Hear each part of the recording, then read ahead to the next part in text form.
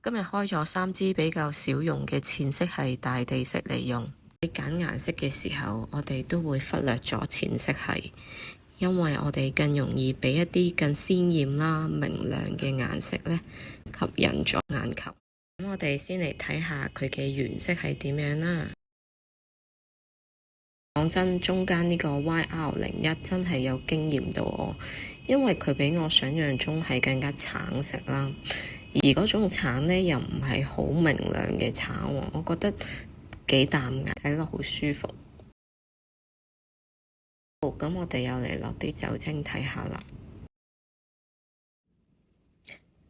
呢3隻色襯出嚟比我想象中好睇啦，而且呢3支淺色系佢其實都幾適宜酒精量使用比較少啦，而又好怕呢深色或者唔係太識處理深色嘅朋友去用嘅。